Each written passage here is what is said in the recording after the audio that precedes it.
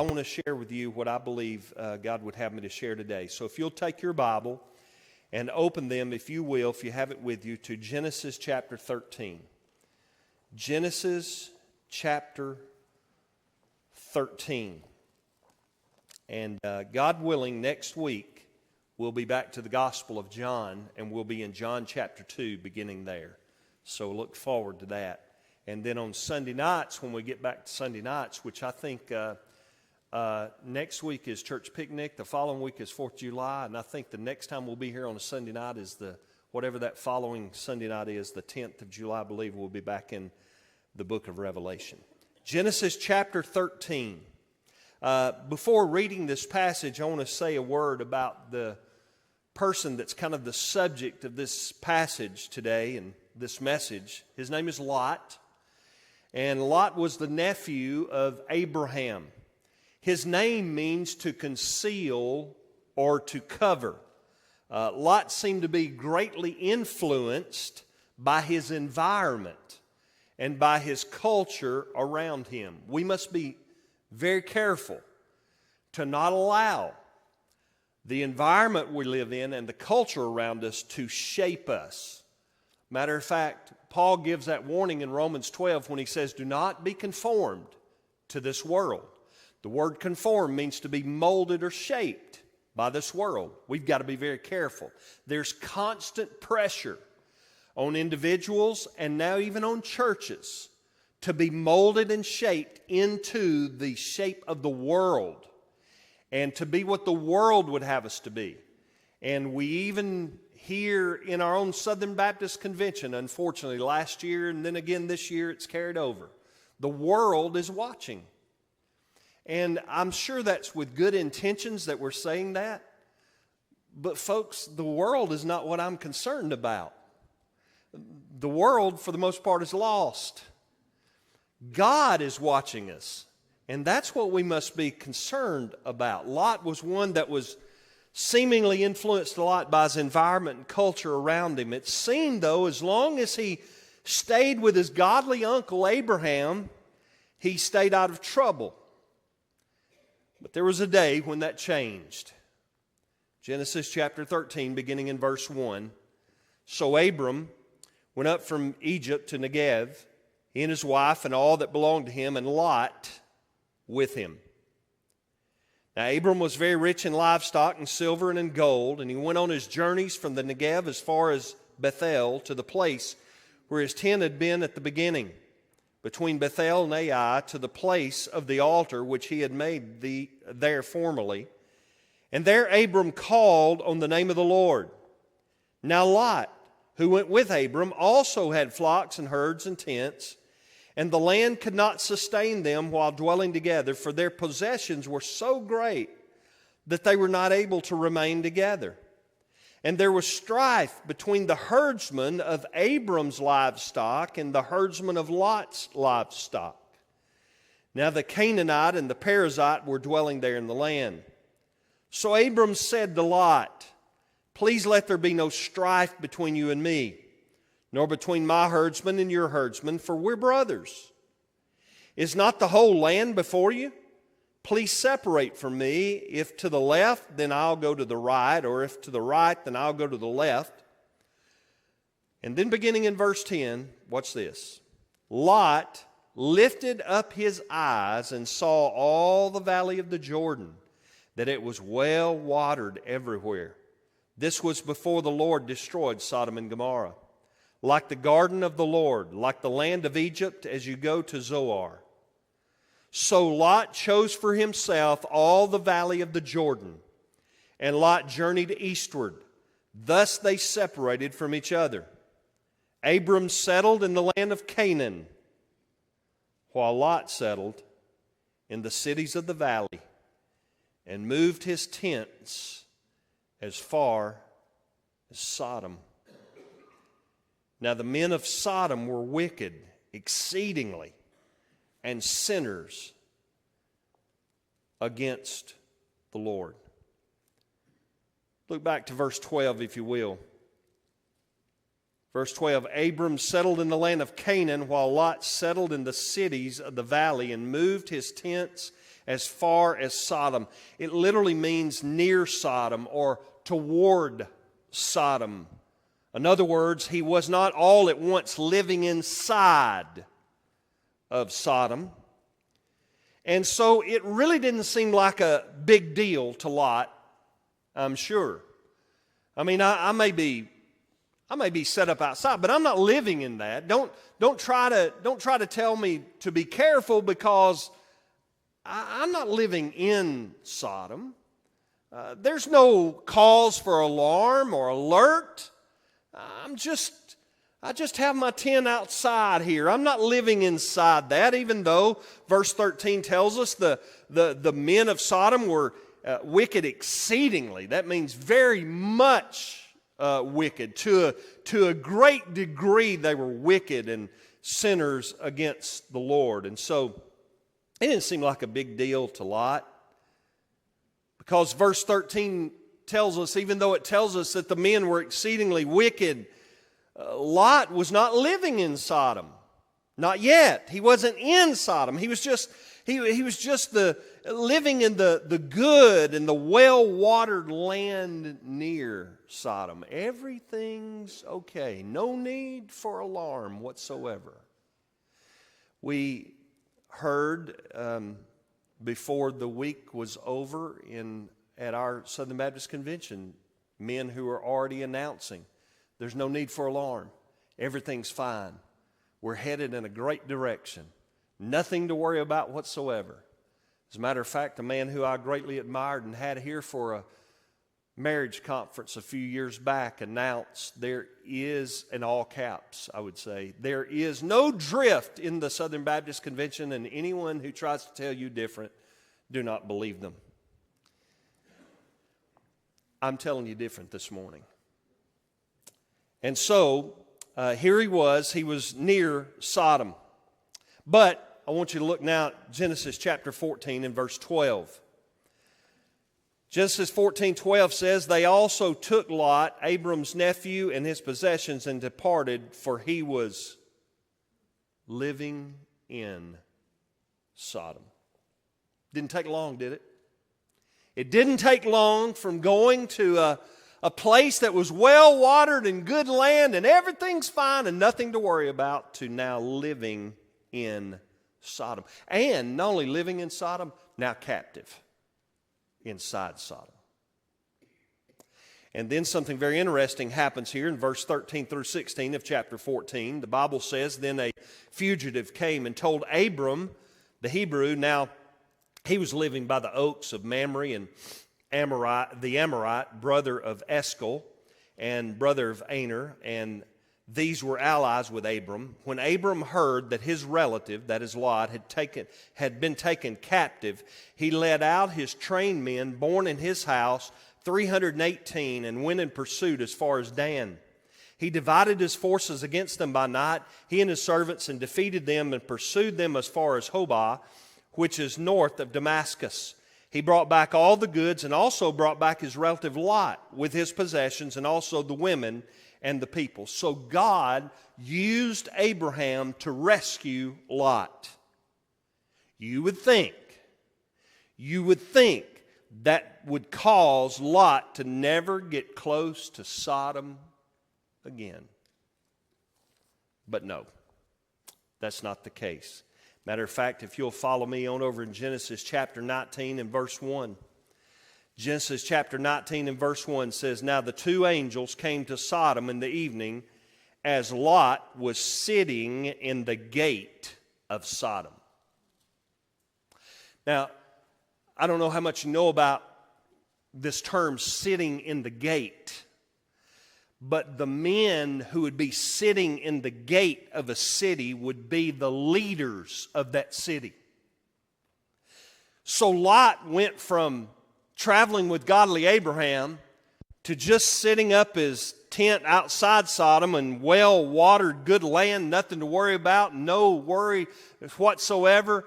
It's not going to be a problem, to then living inside Sodom, being taken captive in Sodom, being rescued by Abraham, God through Abraham rescuing him, to now moving back inside of Sodom. And now he hadn't just moved in, he's now a leader in that city, a wicked city. And Lot is now one of the leading men in that city, sitting at the gate. But this time, the price would be much higher, and it would be much more costly. You begin reading here in Genesis chapter 19, verse 2, and he said, "Now behold, my lords, please turn aside into your servant's house and spend the night and wash your feet, and then you may rise early and go on your way." And they said, however, "No, but we shall spend the night in the square." Yet he urged them strongly, so they turned aside to him and entered his house, and he prepared a feast for them and baked unleavened bread, and they ate. And before they lay down, the men of the city, the men of Sodom, remember they're exceedingly wicked, they surrounded the house, both young and old, all the people from every quarter, and they called to Lot and said to him, "Where are the men who came to you tonight? Bring them out to us that we may have relations with them." But Lot went out to them at the doorway and shut the door behind him and said, "Please, my brothers, do not act wickedly. Now behold," I can't believe he did this, "now behold, I have 2 daughters who've not had relations with man. Please let me bring them out to you and do to them whatever you like. Only do nothing to these men inasmuch as they have come under the shelter of my roof." Here's a man who was under the godly influence of Abraham, who had a godly leader, who was living far from Sodom, but made a decision because it looked good to live close, then was living inside, then was taken captive, then was rescued of God, then returned, then become a leader. And now he's willing to sacrifice his own daughters. You would have never thought it possible at one time. Please be careful of not being so arrogant as the Apostle Peter taught us, to say this could never happen to me. This could never happen to us. This could never happen to this church. This could never happen here. I want to tell you, pride always goes before a fall. And you see it here, and you saw it in his actions, not as much in his words as was his actions. And so this went on, and I'm not going to continue reading all the text that is here, but what happens, we just begin reading here in verse 15. When morning dawned, the angels urged Lot, saying, "Up, take your wife and your 2 daughters who are here, or you'll be swept away in the punishment of the city." But he hesitated. So the men seized his hand, the hand of his wife, and the hands of his 2 daughters, for the compassion of the Lord was upon him, and they brought him out and put him outside the city. Thank God for God's overruling us many times. In our sin and in our flesh, we hesitate to do the right things, and here we see that God simply said, "I'm bringing you out," and he brought them out. And when they had brought them outside, one said, "Escape for your life. Do not look behind you. Do not stay anywhere in the valley. Escape to the mountains, or you'll be swept away." Verse 18, "But Lot said to them, 'Oh no, my lords. Now behold, your servant has found favor in your sight, and you've magnified your loving kindness, which you have shown me by saving my life. But I cannot escape to the mountains, for the disaster will overtake me, and I'll die. Now behold, this town's near enough to flee to, and it's small. Please let me escape to it, that my life may be saved.' He said to him, 'Behold, I grant you this request also, not to overthrow the town of which you've spoken. Hurry, escape there, for I cannot do anything until you arrive there.'" God was waiting to destroy the city until his work was done in bringing his out. "Therefore the name of the town was called Zoar. The sun had risen over the earth." Verse 23, "When Lot came to Zoar, then the Lord rained on Sodom and Gomorrah brimstone and fire from the Lord out of heaven. And he overthrew those cities and all the valley and all the inhabitants of the cities and what grew on the ground. But his wife, Lot's wife, from behind him looked back, and she became a pillar of salt." Lot was rescued, but it cost the life of his wife. And this is not the only thing, but if you go on reading here in verses 30 through 36, you'll find that once they're hiding in a cave, that his two daughters begin talking with one another, and they say, there's no other men for us to have a line through or to have children through, so this is what we'll do. We'll get our father intoxicated and we'll have relations with him. And one of them did it one night and the other one did it the next night. And all of this happened as a result of a decision made that seemed was not dangerous whatsoever. Lot was taken captive. God used Abraham to rescue him, went back, become a leader there. Now was visited by angels. God still rescued him again. But this time his wife lost her life. His daughters committed terribly immoral acts. And I want to submit to you that it all started in Genesis 18, 10 through 12. And in Genesis 18, 10 through 12, where the Bible tells us that he made his decision. Genesis 13, 10 through 12, where he made his decision where to settle down. Lot chose for himself the valley of the Jordan because it looked good. Abram settled in the land of Canaan. Lot settled in the cities of the valley near Sodom. Here's the teaching for the day. Nobody plans Genesis 19 in Genesis 13. As a matter of fact, many will not even acknowledge Genesis 19 as even possible in Genesis 13. Let me give you an illustration to drive this point home. In 1979, there was a passenger jet carrying 257 people that left from New Zealand for a sightseeing flight to Antarctica and back.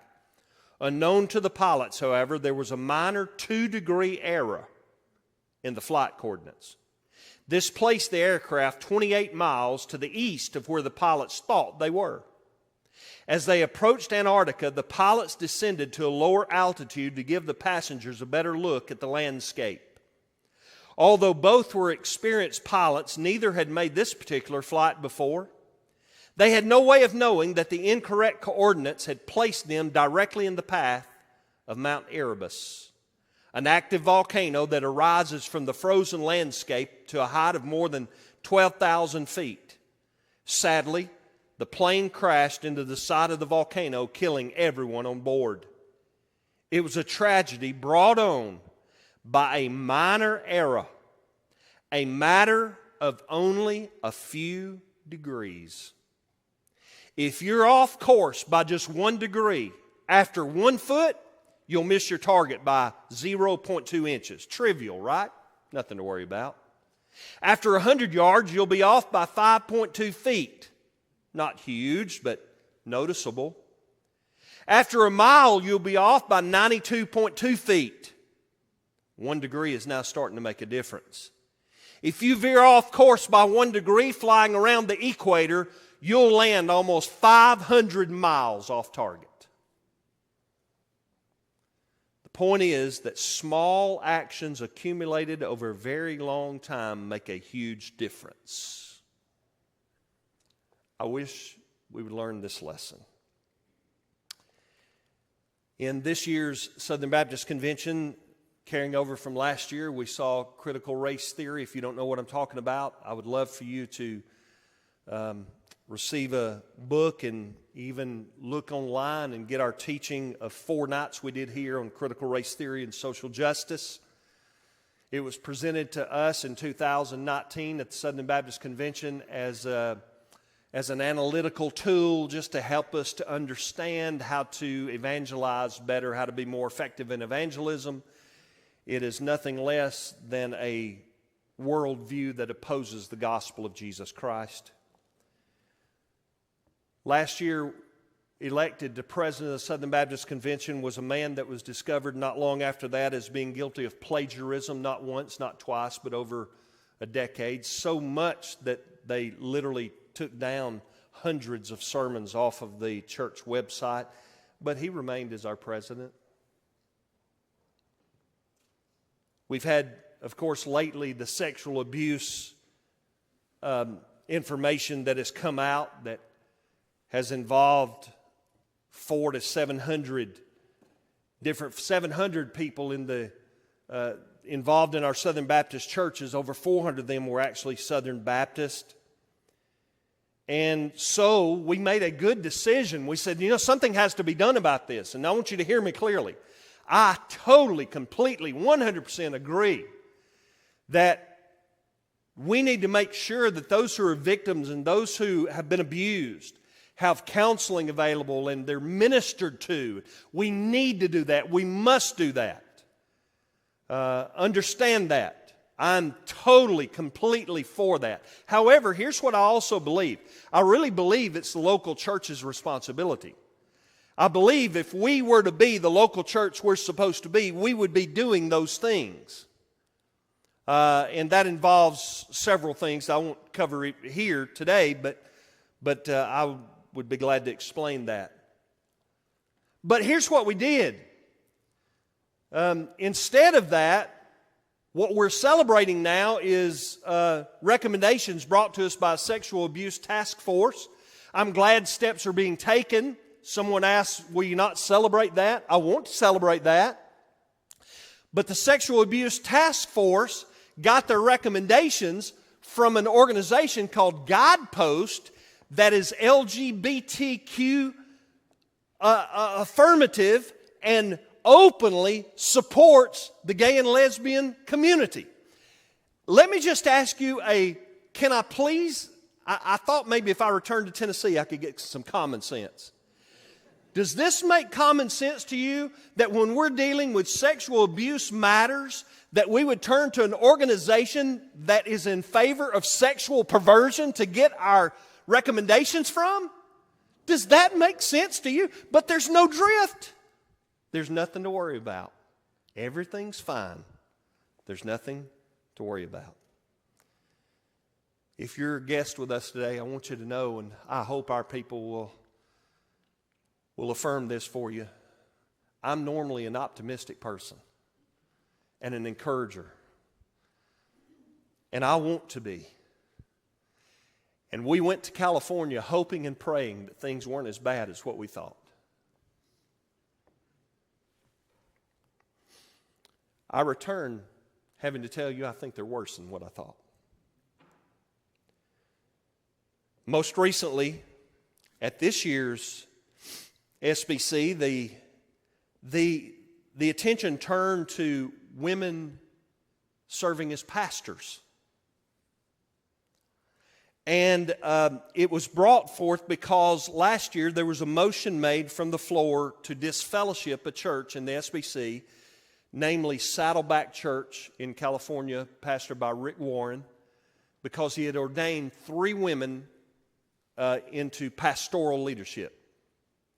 And so there was a motion to disfellowship them. Our credentials committee of the Southern Baptist Convention came this year with a recommendation, not to disfellowship, but rather that we would appoint a study group that would study for 1 year what a pastor actually is and help us define what we mean by pastor. So we need a year for that study to take place.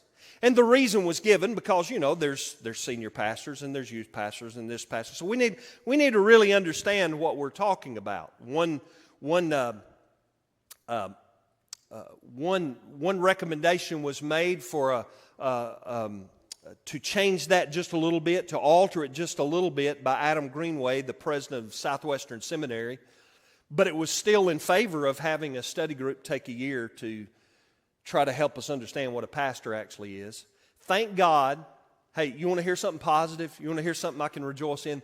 Thank God for Dr. Albert Moeller, president of Southern Seminary, who had the courage to stand and say, dear folks, I was on the committee of the Baptist Faith and Message in 2000 that put that Baptist Faith and Message together.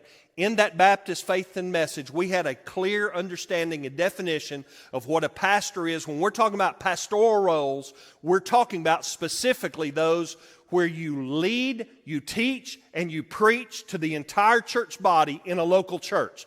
That is involved in the actions of a pastor and what a pastor is. We made that very clear in the Baptist Faith and Message. And not that the Baptist Faith and Message is the final word.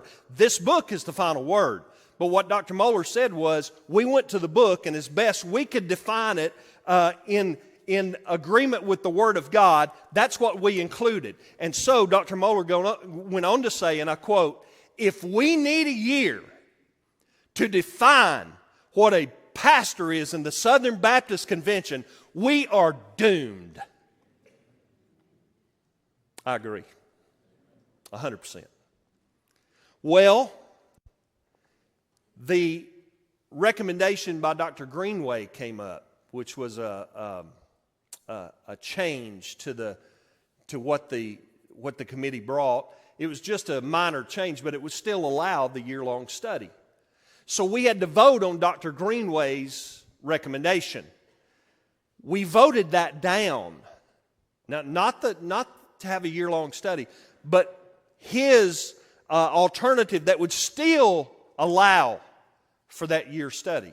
We voted that down, but I want you to listen closely. We barely voted it down. Barely.